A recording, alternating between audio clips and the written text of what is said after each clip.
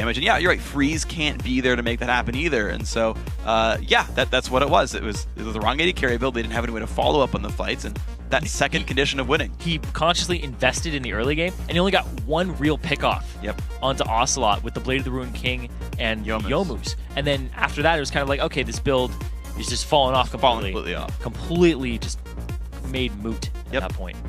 And think about as well, like the fact that he cashed in, not farming to go make these roam plays, whereas Yuki was just farming. So going to Champ Select looks a lot like Game 1 there, except that Nidalee got added to the ban list there for Ninja's Pyjamas. But once again, they first pick the Jax. Lee Sin once again goes over to Morden, but now Twitch does get picked up here for Yuki. So they banned the Lucian out because it was first picked by Gamers2 last time. Very conscious ban there, but that's going to force Freeze onto a different champion. So far, he's only played Lucian in Twitch. To mine, everything we've seen from him is just Lucian Twitch. Yeah. Actually, just Twitch. We only seen him play Twitch. And this series, yeah. And it's very, very, you have to kind of drop yourself down. Be like, okay, Gamers2 just took our top 2 picks. We banned out Lucian. They took Twitch and Lee Sin. What are we going to play in the jungle? What are we going to play AD carry? Because they're going to have to go on a little less, a bottom tier for them. We'll see what they go for right now. Looks like NIP going to take their time with their important AD carry and mid lane picks to tailor their team comp around what Gamers2 has picked up right now. Actually, they switch.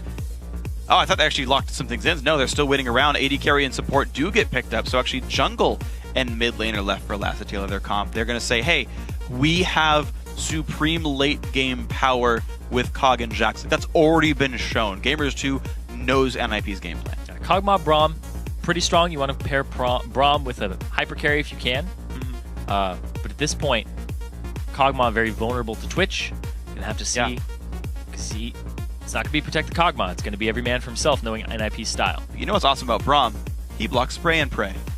He is really freaking good against Twitch. So right away, like some of the team fight power is going to be dropped off for G2. You can go straight at them, just drop up the shield, and like life gets really painful if you're a Yuki here. So that'll be one to watch for. Braum, better than normal when you're fighting a Twitch. Better than normal. He's already really good. I'm not going to say better than you expect, because everyone expects him to be good, but he's already better than normal in this matchup. Maybe Lee Sin kicking him back into the team. That'll be how they get it happen. Honestly, like Lee Sin is actually good against Braum. Yeah. He sets himself up to get kicked into the team. Great. You get free ones. Stand behind me. Uh-oh. Stand. Well, wrong side. Well, seeming to go for some very similar matchups here, though. Morgana, I believe that's actually one of these sort of considered counter picks to Braum right here with everything available. That's what he's going to go for on this one. Yeah. Shyvana still to match up against Alex Ich in the top lane. Last time they fought, it went pretty equal, but we're going to see if this one tips any differently. Ninjas and Pyjamas still looking at a very similar team comp for themselves. Maybe the Evelynn coming through still, and of course, hey, maybe they just pick up Twist of Fate again. Yeah, big thing with Morgana, though, binding, if it hits Kog'Maw, root it for 3 seconds. It's going to be a lot of damage coming on that Kog'Maw. He's not going to be very tanky at all. He has nobody to back him up currently in this lineup. And, Orianna would be a little bit of a shield, a little bit of a boost. But here's the thing. Morgana does really well against Braum. You talked about it being the counter pick. I think it's the go-to counter pick against Braum because in 4.9 you can spell shield, and the final tick of his passive, the concussive blows, it'll just say spell shield. It's some magic damage and a stun. And very telegraphed because it's like, oh, that's the person who has the debuff on him. Spell shield him. Yep. Black shield it. He'll be fine. Give him the black shield, and life is safe for you. So Gamers2 going to make their last choice now, seeing that it's Orianna mid lane, and I think NIP's comp is pretty well rounded, though very late game focused. They have the ability to make plays. So 40 minutes they look great. First 20 they look all right. We'll see if they dip at any point in time. Gamers2 saying, okay, here's the comp. Think about the ways they're going to go in on this one. Well, what NIP is going to do is they're going to put the ball onto Ko, because we saw Ko last time flank with all of those really good Aghanim embraces, just coming in from the back. Getting, I think he didn't hit like less than 3 people. There's one that got flashed. Yeah, that was really funny. So that one only hit 1, but in the team fights, he hit about 5 people, 3 people consistently. So Ko loves to flank, and if you pair that with an Orianna, that's your engage tool. There is 2 mild engages made into a really big one. And so it's going to be pretty happy right here. NIP do have ways to start fights and finish fights, and that'll make them a nice comp. It is actually a 3-threat comp as well, which is nice. That if any one of them gets held down, someone else can pick up the slack. So Ninjas and Pyjamas team looks pretty great. Gamers2, though, pretty much 2-threat, but if Yuki builds the correct way, and so far he's been building to carry games, that could be enough for them. They have plenty of utility to back it up, on top of the fact that, Lulu and Morgana, great defensive team, great follow-up team as well if you get in there with Shyvana. So both these comps look pretty good, and overall they're well-rounded. It's like we can do a little bit of everything, and their damage is still going to be good late game in general. Yeah, I like that Gamers2 is bringing this to the table right now. They have the Twitch, they have the Lulu to pair with the Twitch, and then the Morgana. Can't really get to the Twitch when there's a black shield on him, and then he also has Wild Growth. It's very difficult. And a Wild Growth Twitch is basically, I'm just going to stand here and use rat-tat-tat. There's nothing you can do about it. Yep. Yeah. Basically, sunglasses come down from the sky, deal with it. Yeah, I mean... That's basically what happens with Lulu. And Twitch's eyesight gets even worse.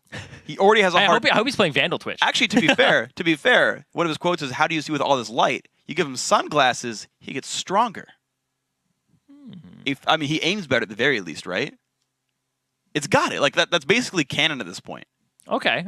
That's why Vandal Twitch is so strong. Yes, it's actually the best skin because he has sunglasses on, so he's a bit stronger as a champion. So that reasoning, yeah. There you go. Anyway, let's get to some real reasoning here between Gamers2. Real reasoning. He looks so hurt by that. I am. But yeah, so Gamers2 versus NIP here. The game 3 coming into this, NIP looks so dominating in their wins, and in their losses, they still had more gold.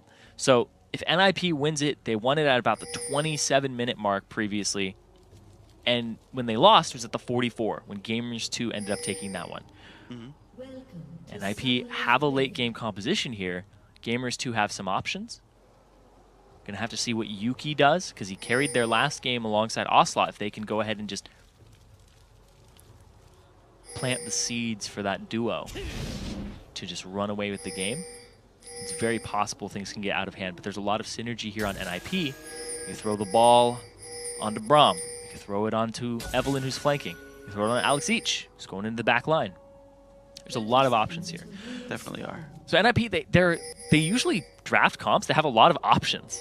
Yeah. What I'm noticing. Whereas Problem is how they play around them. Exactly. It's like, which one is the one they're going to go for? Yeah. Gamers2, on the other hand, not so much. Fairly single focused. Yeah, they very go much team fight team. Exactly. They go for like, all right, this is what we're going to do. NIP, if they recognize it, they can do something about it. But,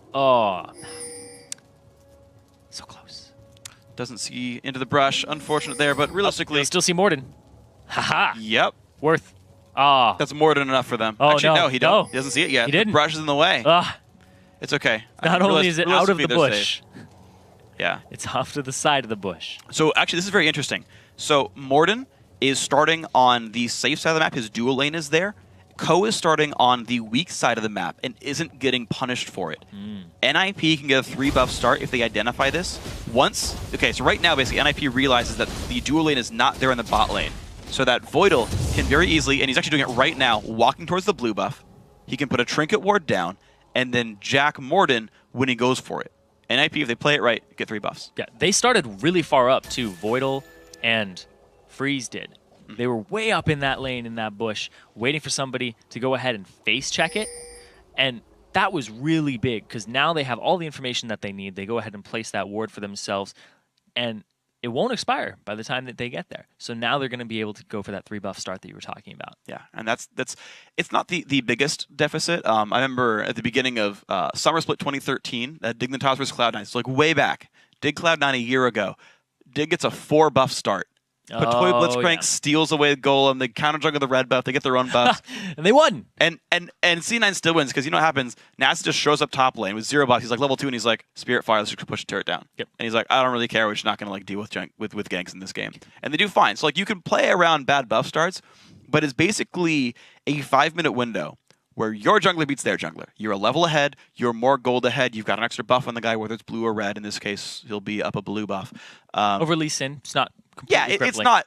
Exactly. It's not really crippling. In fact, Lee Sin can just cripple him back, pressing E twice. So, not too bad. Set you up for it. I know. I appreciate that. So it's not the end of the world, but it is a nice little buff that's going to help NIP out in the early game. And realistically, when they're waiting to scale to late game with the Jackson and Kog'Maw, if you hamper Lee Sin a little bit, getting one extra foot in the door. Oh, yeah, exactly. And Ko showed that his Evelyn likes to gank early, likes to get his foot in the door, and then wedge it out. Kick it open. Be like, oh, look at another that. one. what's in this can of worms? And be like, oh, it's an Evelyn ulti onto 5 people. Yep. But we'll have to see because Ko, he loves Lee Sin. He knows how to play against it. He played against Morden's Lee Sin in the first game, and he respected it. They respect each other a lot. True. Yeah.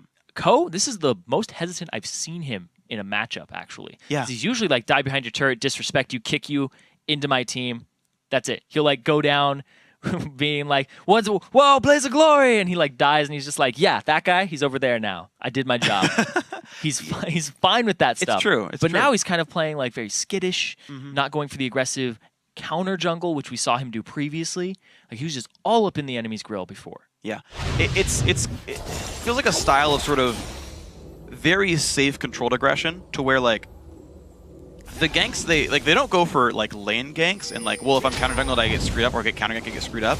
It's more like I know that with my group of people he's TPing to it. Yeah, 2-on-2. Again, there's the trinket ward, and there comes NIP. Of course, Alex Itch has nothing else to do on the map, so and as long as they put it in the brush, Morden does not have a ward to put down. Oh, he's gonna get stunned. Oh my gosh, so much damage coming through. Forced to flash away. I can't believe that actually just happened, but it's going to be the case. There's the smite, and Ko gets farther ahead than I thought he would. They burn a summoner spell, and they burn a lot of health off of Gamers2, so this is even better of a start for NIP. Yeah, and now Ko, he is sitting pretty. He's going to go ahead and counter jungle this with Alex Itch. Alex has no teleport available, so he might not trek his way all the way back up to top just yet, and I'm surprised the Gamers2 actually aren't fast pushing it. They're going to go ahead and ward it up, make sure that they just freeze it for Yuki. I'm not sure actually why they even bother to trinket ward that blue buff down there, because realistically, I don't know if you're even going to see Eve walk. I mean, you might see Eve walk by the white camp in time, but she's still got the red buff to grab. She's still potentially going to make plays with bottom side. In fact, Dragon's likely a play right now for NIP as well. They may not have known that she had started at the blue. Like, there was a blue floating on her. Yeah, so they have to know. Like, it's a guaranteed knowledge right there. Noticed, though. Here's the thing. Gamers2's on the wrong side of the map as well. They know Morden goes top jungle because his bottom jungle's gone.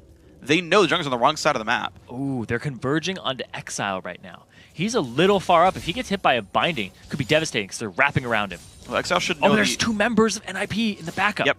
Yeah, so we should know that everyone's going to come from the left side of the map right now. Alex. He stays towards the right. Ko is actually going to face check. This is not the right place to be, though. Big damage comes through. His flash, but there's the jump over. The damage does come through. First blood goes to Ocelot. Now a double buff Lulu. NIP playing a little bit way too aggressive. Still now chasing Alex burns his flash, gets a shield. Exile's going to be careful now. Q's going to land from Lee Sin. They're not going to go for any more, but that was still awesome from G2. The 4-man roam middle. That was really well played there. Dude with the dark binding coming up big there because Ko just face checked that bush. That was so much disrespect by NIP. Yeah. They know Lee Sin has to go top jungle. They know Morgana's missing, and they still face check that brush. I am surprised they did a play like that. And now going for the wards. 5 gold. Just even more golds in the pocket. 5 more gold. Gamers 2. Ocelot now has double buffs, and that's going to make Exile's life really hard. Yeah, it's going to be rough for the man. So right now, dude, Gamers2 have made some very smart plays now. And, you know, we said that Ko was playing a little skittish, a little afraid, a little respectful. Not in that case. Completely misjudged where the enemy team was and got heavily punished for it. Gamers2 showing up mid the right way now. And Exile just forced to shove away the minions. Does have a minion lead for what it's worth. Ocelot has already recalled once and is forced to get back in the lane, but which you Exile typically showing no fear. End up doing, though, because he got a 3-buff start. So he, like we said, he didn't respect it that time. So he was just like, I'm more powerful than Morden would be at this point in the game. Oh, wait, there's Dude right there. Didn't keep tabs on the top lane. Well, I guess it would be the bottom lane duo. It's now in top lane. Yeah. You saw him roam down, make his way into those bushes. Would be the logical way to go. He didn't even follow Alex, because Alex was off on the left side, going a completely different route than Ko was. Yeah, well, okay. We got to see what these guys do. 300 gold is actually only what separates these teams now. A 4-minute first blood worth about 600 gold, but half that's been made up in the laning phase anyway for Ninjas in Pyjamas. We're going to see junglers actually sitting on very similar item builds for themselves. Shockingly, no mana potion for Morden. Otherwise, he would actually completely mirror it. I don't know why he wouldn't buy mana, but you know, I guess it's just his style here. He didn't get a blue. Darn. Missing all the blue colors in Lee Sin. It's okay, Ocelot has to make up for it. 2 blue items in that champion. He's also got a blue buff. Yep. Very matching. It's a set bonus. Anyway, so so they're going for a converge now. They're going to try the same strategy, but try to reverse it here. NIP, they're off on the right side. It's warded there, whereas Gamers2 is off on the left, just hanging out. Oh, they're going to wrap all the way around, but here comes Dude from the top lane. Everyone sees everyone. They actually see Dude come down as well. He's been spotted on the way over. Gamers2 has really good ward coverage of this map, and they have a lot of wards in their inventory too. They're playing this correctly. This is the right play. Oh, the dragon. Yes. And now they all have to wrap around and go for it. Because Lee Sin can't walk straight through the lane. Warden doesn't have his flash either. They're going to be checking this, and by the time he gets there, no, he's not even going to go for it. He's going to go for wolves, and they're going to get themselves a free dragon. Wow. Well played right here. NIP going to grab that dragon very successfully for themselves. Gets picked up right there. Good smite by Ko. They did earn it based on where the lanes were in the first place. G2 is going to check it and be like, yeah, it's gone, right? He's like, yeah, okay. What ended up happening is that ward that's in that side bush can only see there. What ended up happening is NIP went up and to the right in that bush that Morden walked up to and put a ward in, right? He's like, oh, they're not here. Because it doesn't show them exiting that bush because they went straight from that bush to dragon. Yeah. Well, good play then by NIP overall, playing around the ward coverage, playing around everything, and it's good stuff. Now Morden going to start at this blue buff again. This side of the map is actually Gamers2. The northwest edge is it really belongs to these guys, and they're actually doubling back for their own blue buff as soon as possible. You're seeing the immediate recall. It's going to be Morgana grabbing some items and trying to show back up, and the second blue buff is actually going to be, I think, an area of contest here for Gamers2. It must be great to be an AD carry right now. Just sitting around, throwing your stomach acid at people. Yep. So wrong about blue buff. They actually just go back for their own red. Looks like. Actually, well, they recalled their AD carry back already, but it's not going to be in time. NIP timed this buff. They go right for it as soon as possible. Exile. Ooh, actually, blue buff goes to Alex Ich there. He didn't get the W down. JWoww, level 4, being converged on. It's a level 7. He is on the wrong spot right there. Does not have flash, but the Lulu Wild growth does keep him alive. And actually, these guys want the fight. Ko gets binded. This could be a great fight for G2. And in they go. Voidal in the front lines. He's doing what he can. Ko already falls. JWoww with a shield. He's going to trade back the 1-for-1. Dude forced away. He's 2 hits from a stun. That's a Q of the slow. Alex Ich, a leap and an auto attack will do it. And there's a stun on Dude. Half HP. More burst coming through the slow as well. And they're still chasing down. The slow from Twitch putting a bit down. Dude, 1 hit from dead. Now the leap and Alex Ich picks one up. 2-1 the fight for NIP. And they end up getting the dragon earlier, so they now have an 800 gold lead. And that gives them some boosts in experience too. They had a couple members running around at about level 3 for Voidal. Gets himself level 4 off of that. And ooh, so close. Very close there. Keeps him away though. So 9 minutes in, about an 800 to 900 gold lead as well. So NIP have made things happen despite giving away first blood on a mistaken gank in the mid lane, but now they're looking good. Yuki, he is on Twitch. He's trying to make the play. Look for Exile. He has a Bilgewater. Bilgewater Cutlass used. The W slow coming down as well. Good damage comes out, but Exile's got that shield. He's pretty safe. Ocelot only finds some damage through. That's all they go for. Nice assassination attempt there by Yuki. Gonna have to keep tabs on his build, see what he ends up going with, and how he's gonna try to use that Twitch versus the Trinity Force that Freeze is building for himself. Ko actually was seen by the pink ward off on the right side. Okay, so he's still got to be careful. Really, all the above. So right now it looks like top lane is going to be the move for NIP. They're sending a lot of guys around. They've still let Freeze sit there in the bot lane, largely alone. He shut up for a dragon fight, but like basically he's just alone farming up as best he can, trying to get gigantic, if at all possible. NIP, a lot of effort sent top lane, but Gamers2 read this and they're around. JWoww, doesn't actually check the brush and hit anyone with it, so nothing found there. Some defensive wards from Ko, or I guess they're like aggressive defensive wards. They look to see if there's a counter gank in the top lane, and he actually spots enough of G2 to not go for it. Yep. And now down bottom, we just see Freeze once again. Freeze in the lane. He's going to be up against the support though now. And Voidal, man, such great map movement prediction. Yeah. Basically, these two teams have been playing chess against each other this whole series long. Ooh, binding doesn't land, but the cast does, and decent damage comes out from Yuki onto Freeze. He's got to back up a little bit here. You're going to see this lane is pushed into the turret, does not allow the Freeze anymore. That is exactly what NIP wanted. Plus, they're matching now and heads up a 2-on-2 lane for the first time this game. We'll see how well they can pay off with this one. So they actually miss all the CS under the turret, all the casters under the turret, I should say. Small mistake there, but still 90 to 82 in minions. Ruin King close to done there for Yuki as well, about 1,000 gold away. They're pinging onto Exile because he's less than half HP, converging on him with 3 members, but Ko is still around. Something to be afraid of for sure. It's not yet been spotted. Now Alex has teleport, still sitting in the top lane by himself as Jax has that timer. He's still freezing, but Ko takes a bunch of damage. They don't go all in for it because Alex did show up afterwards, and of course Ko had ulti for the shield. But you're seeing NIP, they're trying to play a slow game. They're trying to play, okay, scale up. We'll take Dragon when it's available. We'll counter jungle when it's available because we're smart players. We, you know, they're not making dumb choices. But they're ultimately trying to freeze lanes. They're not pushing too fast. They're trying to wait for Jax and Cog to really come online. Take their time for that one. We'll see if Gamers2 lets them. We'll have to see the Kog'Maw in the late game with the Braum and the Jax, Yep. Orianna. NIP have a lot of threats here, and we covered it earlier. And Gamers2, can they get Yuki going? Looks like they might be able to off of this. Little puts a ward down, but some damage comes through. He's going to back up to his teammate, and he stays safe. Binding does not land next to a minion. But that ward is going to go down, swept away by the pink of Morden. Going to make that team nice and happy. So now NIP have to be so afraid of the fact that Lisa can come in at any time, and he can't keep face-checking that brush. Yeah, they know there's a pink in there, though. Yeah. But they can't face-check it just yet. Going to have to call down Colonel He gets Co. spotted. He gets spotted by the ward up there. No one pinged him out, though, so maybe they didn't see him just with their map awareness. But look at that. Okay, now they know he's there. Clear by that pink ward, no big deals. I'm actually surprised he showed himself at that point. Because once Voidal had checked the bush, Voidal would have been the one attacking it. They could have baited something in if there could have been a Sonic Wave Resonating Strike. I don't know if there was a need to show himself. He could have just stayed present off on the side. Yeah, maybe. Yeah, I could see that. I could see that. He does sweep away the pink ward on the other side, though, so 2 pinks just die here. They did finally realize about that one anyway. And NIP are looking pretty decent. They're getting the ward control that allows them to make these plays. Dragon has respawned now 13 minutes in. Ninjas and Pyjamas still playing a slow game. Last time they did take the Dragon. See if they keep playing for it. Yeah, Co stalking Morden right now. Trinket ward goes down to spot that one. Huh. He saw nothing. He didn't see Co. Morden, he's trying to make the play. Pink ward goes down. He's right next to him. It's just so close.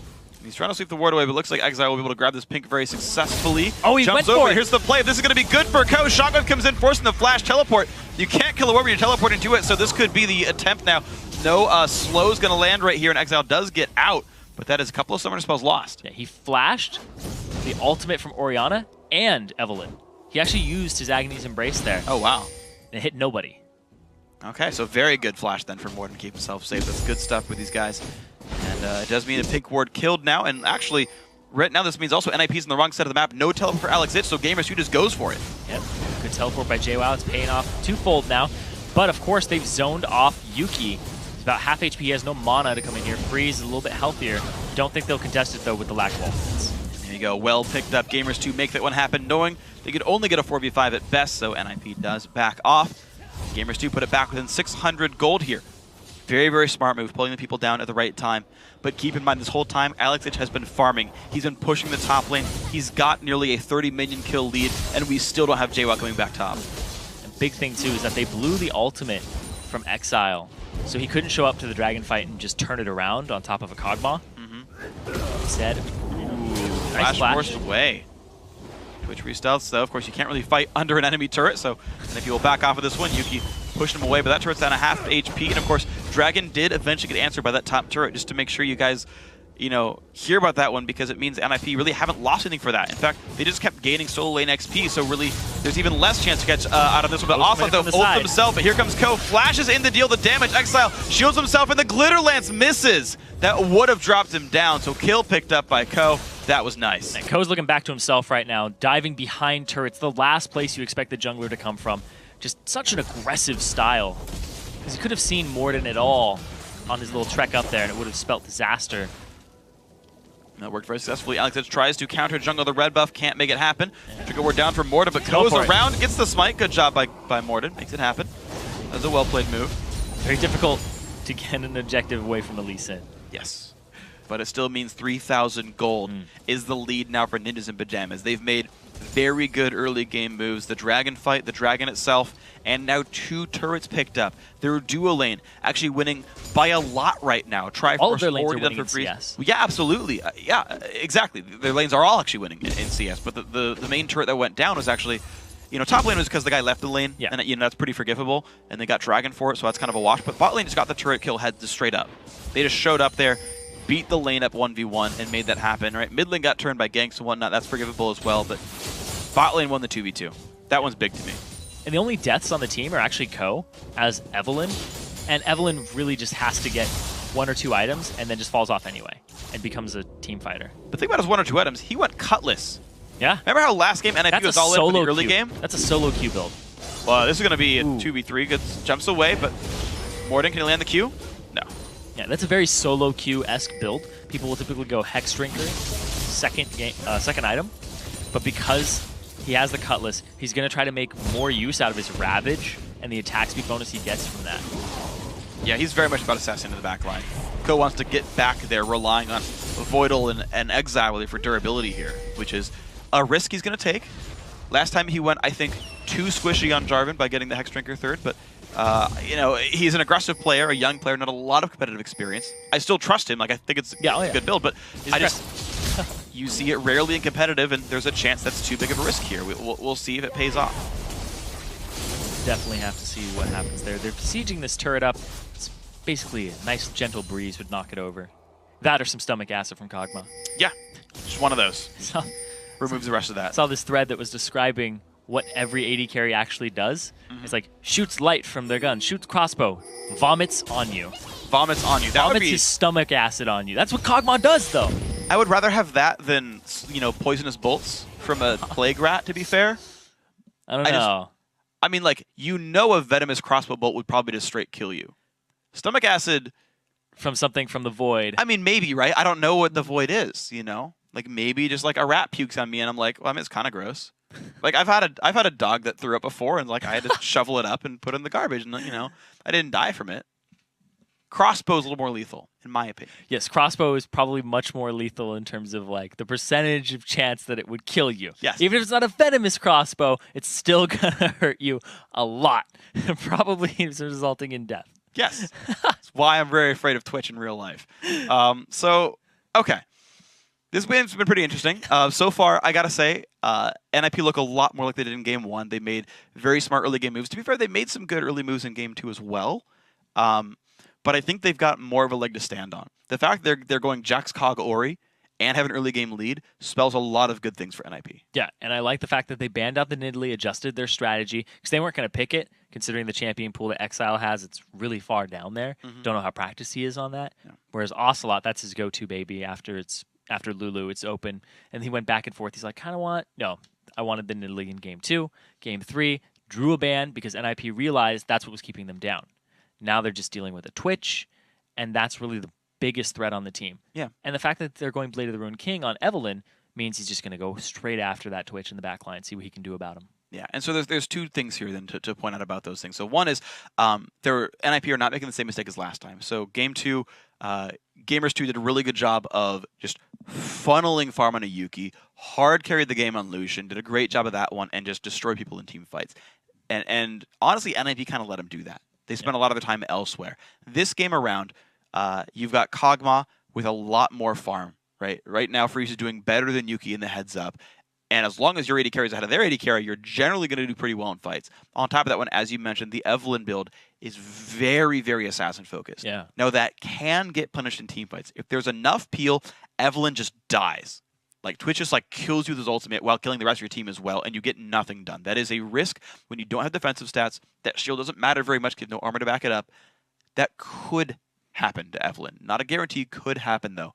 Or if NIP gets these assassination plays and Ko just destroys Yuki on his own, then great, it pays off. Oh, that would definitely pay off. Absolutely, but you've got to see which one of those happens. Yeah, and also they're kind of leaving Freeze to his own devices here because they have so many threats. It's kind of like, all right, we're all going to go, and hopefully they don't focus you or you're out of position. Because if Freeze mispositions one time, it's going to be very deadly for him because you don't have a frontliner at all who's going to be soaking damage from the Twitch on you. Yeah. So we're going to have to watch out for that too. Watch Freeze positioning throughout this. And it's really big here. I want to break this down just for a second. It's Game 3 right now. Yeah. Winner goes to London. Loser stays home. Yeah. And plays from home in the third, fourth place match. Yeah. But going to London is a huge opportunity. You get to play for that first place prize, and you get a lot more points for yourself, basically securing your spot. Yeah. And winner of this secures their spot in the second series. That's a big emphasis too. That is really big because I mean, think about the overall structure of the Challenger Series, right? And I know you know it, so I'll probably talk to the camera for this one instead. You guys at home, think about some of the teams. If you guys have been following Challenger scene very heavily, if you fall to that third, fourth place match and you lose that third, fourth place match, as you mentioned, right, you're not auto qualified for the for the summer split 2, the second half of that whole thing, right? Your second chance at points. And realistically, you've got to get top 6 in points to qualify for the playoffs. So top 6, right? Pretty much automatically the top 3 from the second Challenger Series are going to be in there. And usually the top 3 from this one as well, from Summer 1. And you've got a couple of guys in there who like maybe got 4th place both times. If you get 4th place the first time, you pretty much have to re-qualify through ranked 5s, through the round of 20, round of 10 play-ins, then probably also make it to the semifinals again. What happened with Tick, Trick, and Duck? Exactly. That was the team he was going to talk about. Tick, Trick, and Duck got 4th place in the first time, didn't re-qualify, missed playoffs by like 2 points. Right, whereas you had a team like now Lublin Shore got 3rd place the first time around, re-qualified, got enough points, made it to the playoffs, and at least got that. Okay, they didn't get to the promo tournament, but like 3rd place and 4th place, very, very big difference, right? And when you're against teams this good, right, you got Lublin Shore, H2K winning the other side of this one, of course, NIP and Gamers2 also going 1-1. None of those teams are pushovers. Yes, they are all difficult to beat. If you get fallen to 4th place and then you get unlucky or you get a bad quarterfinal opponent second time around, like you're not going to playoffs, you're not going to the LCS promotion tournament. Yeah, that's a huge factor here. Winner goes to London, auto-qualify. Loser has to play another match to see if they re-qualify for the second Summer Series or if they go back to the ladder. So Gamers2, both teams are 1 game away from that. This is the game that's going to decide that here between these 2 teams. Now we're back into it. I see Alex in the bottom lane just continuing to push. He's going to bring some attention from JWoww, who doesn't have TP, where Alex does. Yep. An important distinction. It's soon, though, so Gamers2 can play around that pretty successfully. They'll both be up in time for Dragon, which is about around the 20-minute mark here. Yeah. Now Ko. Man, okay. Just stalking around the jungle. Yeah, NIP have definitely been a sort of stockish team, really. They seem really, really focused on getting individual picks and snowballing off that. I do want to point out that because of the way that the early game was going and the lane swaps, people have different level disparities right now. The mid lane, we see Exile is level 12. To AD carries level 10, support's level 8. Usually you see the AD carry would be somewhere around level 9 with the support being right there too, or very close to it. Yeah. And the mid laner, they've just been soaking more experience into it. Actually, most people should be behind this or closer to what the mid laner is. Currently. Yeah, mid and top top laners are behind exactly what sure. you expect them to be. That's exactly the point here. So it does mean that Alex Itch is missing his rank 2 ult. Top and supports are a little behind. Yes. AD carries and, there we go. And mid laners are ahead. That's the point I want to make. Okay. No, that's a very accurate point, though. It's the one we're going to look for here. Exile and Freeze are... Oh, and he stops Ocelot's back, which is actually pretty big then. He's going to have to stay for 1 more wave. Which actually... And a wave, too. Yeah, so he misses out on, his turret taking that one out. Yuki's going to help defend this mid lane because it's kind of the wave where you're like, if we punish Ocelot, he wants it back. He's got money in his pocket, so he's actually got less items than he wants, right? 1,100 gold right there. Exile, similar situation, actually. There's the recall. Twitch will hold mid for this one. Blue's up. Both teams know it. This is NIP's blue once again. And Ocelot again can't back on this one. Shockwave comes in and there's the stomach acid. Turret goes down. NIP actually get a lot of damage down. They kind of use that turret as bait, but that blue buff is still dying right now on the right-hand side of the screen. You're going to see it is going down and picked up there.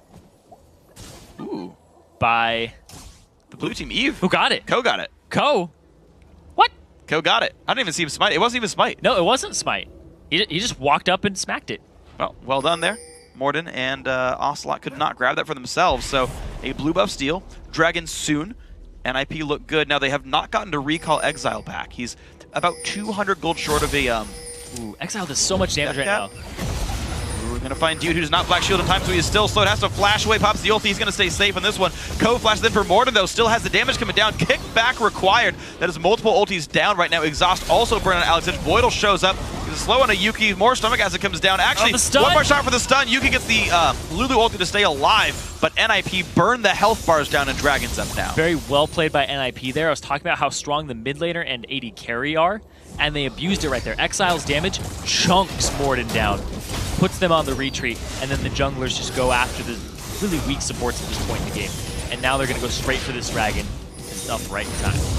Very well played. NIP get that fight in the jungle. The blue buff steal helping out with that one as well. And now life looks pretty good if you're the blue team. 5,000 gold lead. Yep.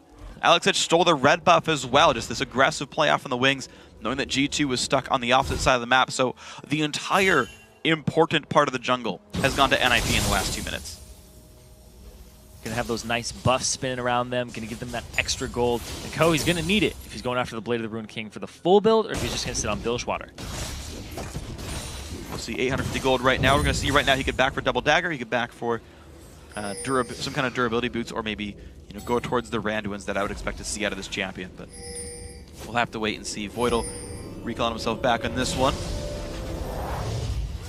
He's gonna go towards some MR for himself. I'm guessing Aegis. Yeah, he went Aegis last game. Oh, he undid it. He's going something else. Ah, he goes to upgrade the sweeper instead. Okay, it's actually a really good call. He's going for the vision game here. He actually buys multiple pink wards for himself, just in case one expires, so he doesn't have to back between them. Yeah, he can carry multiple, so put one down if the first one goes away. Freeze still farming up. He's going towards pretty standard build. Blade of the Ruined King, second on Kog'Maw. Working out. Trinity Force is there, of course. Ah, he spotted him. The jig is up, Gamers2. Yeah, they're going to be pretty hard with this one. Voidal sort of reconnected in real time. They're going to stay safe for this one. NIP looking what they can. 22-30 in the game. Of course, they're on the same house, so yeah, you can expect when one goes, the rest of them go. But don't worry, they're fine. The game is still going on right here. 5,000 gold, actually more than that, 5,500 gold. Ninjas of Pyjamas still growing this lead. Once again, down the line, every single roll, 1 through 5, has more CS than the opposition. They're up 3 turrets. They're up the dragons as well. Ninjas of Pyjamas look very great this game, and they outscale. So life right now is difficult if you're G2. These guys have not found a way into the fights, and they can't just say, well, Twitch will do it. Yeah, they're setting up for the Baron as well. Voidal, he got the Oracle's Lens for himself. He had multiple pink wards. He just put one down. And now he's waiting for more. And there's this flank from Dude and Alex. Wow, he is in the wrong spot right there. Alex gets the kill thanks to Ko's help with that one. A shield gets an assist on top of that one. Why the heck not? 23 minutes in, and NIP look awesome. Now they go to the top lane here. They're going to hit this one very successfully. A turret's going to go down, making that number 4-0 here. Ninjas of Pyjamas only making great choices this game. Yeah, and the supports and top laners were very far down in levels. It's a level 8 Morgana roaming around against people who are 5 levels up on it. It's a ridiculous amount of pain you take just from the base stats of them. And the fact that you're a support and you don't even build that much durability, you get creamed in seconds. And that's what NIP's doing. They're just going straight for that Morgana. He's 0-2 so far. Wonderful stuff then by NIP to force all these things. So it's not like it's easy to kill a Morgana. He's got Black Shield. Yeah. He's supposed to be in the back lines, but Dude warding his own jungle alone and gets caught out for it because of the aggressive play of NIP. Their lanes all pushing the wards deep in enemy territory. And you're seeing Dude, once again, trying to wrest control over these wards. He's doing something here, but there's really a lot more work ahead of him. It's what he's got to do for the team, and we do see that Ko goes for what looks like might be a Randuin's or Sunfire Cape coming out here in the very near future. Randuin's much more likely. Yeah, Randuin's is much more likely. It's not the old Evelyn. You sit on people with the Sunfire Cape. 5 of them. Good old days. Oh, man. And then you can do it with Garen, too. But yay. Right now we have Bilgewater Cutlass's Yuki sitting around. Has a black shield on himself. Looked like he wanted something, but he doesn't go for it. And this is really just NIP starting to run away with the game. They can take a lot of the different objectives. They have Alex split pushing right now. Their mid laner is really strong in a team fight scenario. If you try to contest an objective as Gamers2, you're going to take a shockwave. Look at that. They're just going to go after this blue again. Possibly flank them. There's the ball. Oh, he's going to land onto 3 people, and Gamers2's got to be real careful with this one. The slow's coming out, and it's just the disengage, but now you got to be careful if you're Oslight. You're also forced away. Shockwave flashed away. Nicely done. Successful right there, but blue buff right now very much looks like it's going to be controlled by NIP. Oslight's going to be even more careful. The ult himself to stay alive. Stun. Voidal is there. Exile goes in. Can he get the damage? Yes, he can. Opt the stun from Voidal's passive. Another kill picked up, now 5-2, and look at this now. Yuki's got to be careful. He's a little out of position.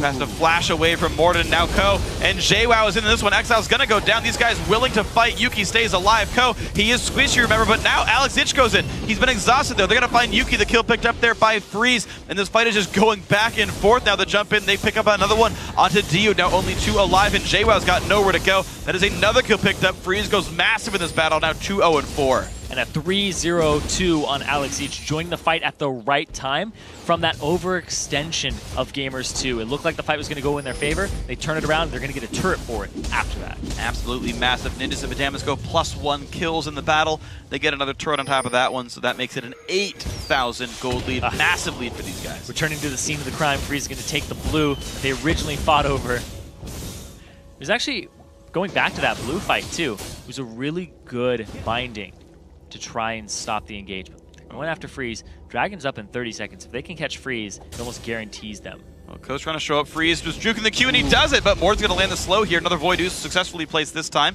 Puts it the correct direction. Nicely done, and does force a disengage here. And here's the backup. Escapes on a path of his own vomit. Yep. Yeah, the nice stun there from the flash on Exile. Just picks up the kill there in the passive. We're going to see they overextend the fight. JWoww comes in. Voidal actually flashes this perfectly. Stands, jumps, gets out of there.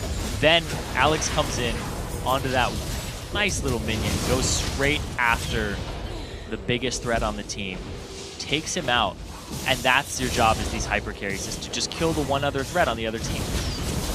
Kills in front of you with the squishy rat, that's even better. So it looks like in this case, Stomach Acid did beat Crossbow Bolts, and then his Pyjamas take the Dragon down as well. Yeah, sure.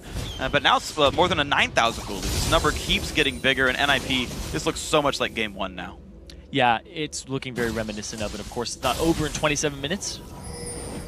Not going to be over for a little while longer either. They're all sitting in this bush here. Gamers2, Morden, we see Ocelot there as well. Ward's up. Oh, sees there's Pink Ward, but it's not worth his time just yet. It's better to siege at this moment. And they give up some of the farm at the top lane there. NIP actually would kind of rather push than sit in the lanes for a little bit while longer and make these sorts of plays. They sweep away the wards. Baron, of course, is still a potential objective, but they don't have the ward coverage for it just yet. They would kill it fast, but double Ruin King. Randuitz is going to be the build for Co there, and also Alex still making his way up there. Actually buys early Lacrity Boots on himself as well, so he's really caring about mobility. And he wants to get onto Yuki. He wants to be able to get to that back line and just stun up the Twitch and finish him off. We saw he was able to do that successfully in that last fight. The question is, can he do it again? Because that is their key to victory, is just taking out Yuki. He was such a problem in the last game for them. And in this game, he's not as much of a problem because we see Freeze is ahead. But he's still Twitch, and he's building the attack speed Twitch. So he's still really good in fights, and the durability has not been stacked on for NIP just yet. It's really Co with the Randuins. And is right now, so we'll see how good these engages go. So Co has got some tank stats, and actually he's holding parity pretty much with Yuki because of how far down Gamers2 are held. It's a 2-item AD carry versus Randuins in the aggro's Baron. All right, Voidal comes to help. It's gonna be all right. But Co is holding parity right now, so realistically the Cutlass doesn't actually detour him that badly, and it's going to be okay. Basically, NIP have weathered the storm of that slightly risky item build, and it works just fine for these guys. 1-3-3. Co has some deaths. Co is actually going to find JWoww right here, stop the recall, and the team is coming to help as well. We're going to see if he forces the ulti out. Ruin King used, and JWoww's going to be safe.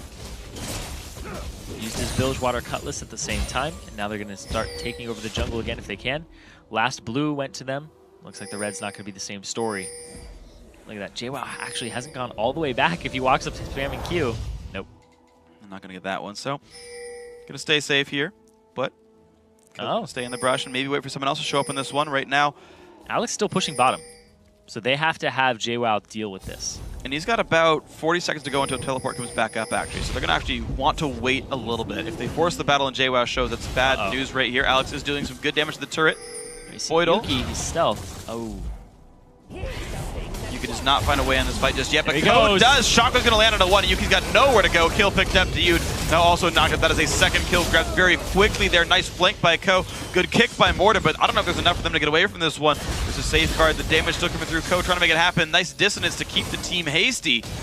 They will at least push the minion waves in. I was talking about how they can submarine the ball in there, and instead they just run it straight at one person. That's the only person they need to take out on the team. That's the only necessity that they have to take off the field. And now they're going to go ahead and siege this turret up. Alex is rotating towards that top lane in the mid right now. Ocelot just getting chunked down. Big damage going through. That is a very scary Kog'Maw. You got to be sure on that one. But Gamers2, and I like this though, NIP, they're playing it still very, very smart. It's this measured aggression that they had in the first game, where they're going for pretty low risk, high reward plays like this one. Boom. Puts him on the other side, completely destroyed. And that's the only person they had to take off the field. The other two off on the side, Ocelot not even in range to wild growth it. And now Dude again going to get caught out as well. He's got to try to stay alive. Looks like he will do that just barely, but Alex he wants the kill anyway in the middle of the enemy team.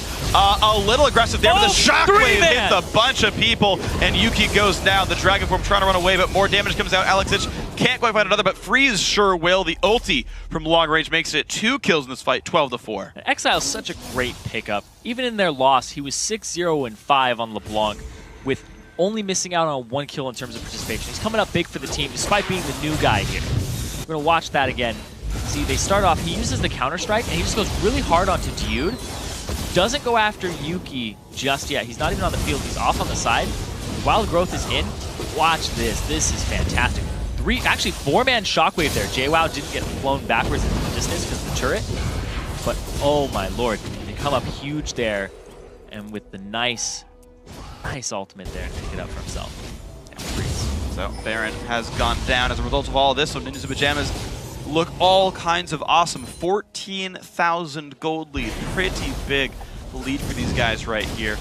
And honestly, it's, 32 minutes. Pretty standard game time here, but they are so far ahead at this point. Pink Wards trying to defend the jungle of Gamers2, but it's not nearly enough at this point. A dedicated siege would win the game. They're still sending Alex a split push in the bot lane. He still has teleport up if he wants to rejoin his team. Exile's got the easy wave flare going on. Voidal's there to help defend. And here we go. And then we have 2-item Jax hitting the field. We also see that Freeze has himself a QSS. So even if he gets bound, he's fine. Just completely out of there because Voidal's going to be a scumbag, not even going to buy him the kills. That's okay. He's the front line there. He's going to buy a lock of the team. He needs to go ahead and get his team some magic resistance. It's actually the right choice. That's just fine. Ocelot's still got a little bit of ways to go till the Void Staff comes in, so not a huge damage threat just yet. Mortis's really working on his first big tank item, actually, so does not have Randuin's or a Banshee's Veil, so he's got to be afraid. Alex Ditch, as you mentioned, plenty big, though. He's pushing the bottom lane. Ko already pushed top. The rest of NIP grouping towards mid. Ko actually now slinking around to the side as well to make sure everything's nice and safe. And now we see Alex just pushing the bottom still. 3-0-3, 2 items over JWoww right now. He's actually bringing a lot of pressure to him. Level 17. 3 levels up on the solo laners of Gamers2. They're going to go mid and try to push this advantage that they have, not only in levels, but also in items. Yeah, and it's looking pretty good for these guys overall. So, barely tickles him now. Yeah, it just doesn't hurt anymore. I mean, you've got Baron buff region, even if it did deal damage, that's not really anything that matters. Alex is still calling attention down to the bot lane. He is just so far ahead of JWoww, it's not even funny. There's no way you can really defend this properly there. Alex can walk right past him, hit the turret if he wants to. Once the mini wave gets in there, Freeze now getting damage down on this one. He's got to be very careful. He's got QSS, but that won't stop him from getting kicked backwards. He's got to be careful. That gets a lot of shields to keep himself safe, but there's the engage from Ko. There's Voidal in as well. A lot of damage coming out there. Morgana ulti only hits 1, and the kill is picked up there by Exile. Into the base they go. You've got Jax taking the turret down. It's a 1-for-0. The turret going just away from this one, Morgan kicking someone back, but there's just no real damage coming through anymore. Yuki does not have really anything that's going to touch Jax, and there's the inhibitor down. Yeah, they put a ton on Yuki's shoulders, and he just hasn't delivered this game. He didn't get the type of lead that he had last game, and now with the wave pushing top, Alex going straight for it, picks it up for himself, and now they're converging onto it. It's a 4-on-5. You gotta be a bit careful in this one because Ko's putting out a good amount of damage. Voidal there to defend the team as well. He's staying nice and safe, and now that's 2 inhibitors down. Once again, NIP take the time to back off. 1 minute till Baron. There's a mini wave bot lane, but they're not interested in that. Yeah, just gonna go ahead and go back, spend all of this money that they've gotten for themselves. Dragon just came up, and they're able to go ahead and rotate towards that if they want it. We'll see that's what they go for here, because right now, going back to base. Man, they're ready to close this out. 2 inhibitors off of the Baron. A lot of gold swung in their favor, just even more. And now, Gamers2 definitely on their back foot. And their back foot's pretty much planted in the ground. It's what's going to happen now. They have to make a final stand because you can't stall the late game against a Jax, Orianna, Pyjamas. There's really not a way in for Gamers2 at this point. They're very low in levels. Like, that might be the thing. Yeah, that they can just get those levels for themselves, and Yuki gets huge, and they get a good team fight. Maybe it'll work out for them if they pick off Freeze. Oh, they try to make the play for Yuki, but he stealths away. He's going to be safe. But you know what? NIP can just show up with their group of champions regardless. Shove out bot and go for it. Orianna's going to be joining the team very, very soon. He's been pinged as being near the mid lane, but honestly, the bot lane siege is the easy choice now for Ninjas in Pyjamas. I like Alex's just TPs all series long. Yeah. His teleports have been really good. He's definitely really acclimated to top lane quite successfully. Held up in 1v1 matchups. Definitely played well in lane swap as well. He's done a good job in team fights. Oh, wow. Freeze just chunking Ocelot down from an enormous range with the Fire Arcane Barrage. The ball placement's going to be key here for that Shockwave. Look how measured NIP are being right now. The Baron buff's gone. It's like the old NIP style. Pick them apart. Yeah, but they've done a good job of that one. Look at this. Ko is actually flanking around the mid lane. He's ready to engage on the turret and just dive this with the gold lead, with the tanks in the front line, with all the armor and the shields coming in from Exile. He's getting ready to go. They might slap a ball on him as soon as he gets in range for it. If they push up. Look at that. Freeze just pushes Dude off the fight. This is the turret. Yep, they're going right now. It's the turret or the deaths. JWoww's going to do what he can. Ulti's going to only hit one, but who cares in that one? JWoww on the front line. Nice knockup comes out from Braum. And there's nothing for them to do, really. Freeze is destroying his health bar. He's going to go down. Turret falls as well. 2 kills picked up so far. NIP pushing everyone away from this fight like it's their base. And now they go on to the next is Voidal. A lot of shields. Oh, he's going to die. Unfortunate there. Voidal gives away a kill, but who cares? NIP in 37.5 minutes going to make it 2-1. And advance into the finals of Summer Series 1. And they're going to go to London as well. And just uproot the NIP house, take themselves to England. A little bit southwest of them, and make it a good performance. So honestly, NIP look great. G2 looked pretty good as well, but just not quite a match for the Ninjas there. You saw them put together game plans. The individual skill was awesome. The shot calling from Alex. It's the individual play of Alex. It's new to the top lane. Still worked awesome. Yeah, and I was very impressed by his teleports, his communication. I assume that he has a large voice inside of the team so that he's able to call it out and position people to be around his teleport, which is very key. It's a very communicative summoner spell. You have to be able to tell people, I'm using it here, I'm using it now, or I'm using it whenever, or when it's up, when it's down. Yeah. You have to basically just put your whole team in the know on that. You have to be like, this is when it's in, this is when it's not. Yeah, it's a really important situation to put yourself in here. So NIP have secured themselves some more points. They've also secured themselves a spot into Summer Series 2, which pretty much all but guarantees them a spot in the postseason as well.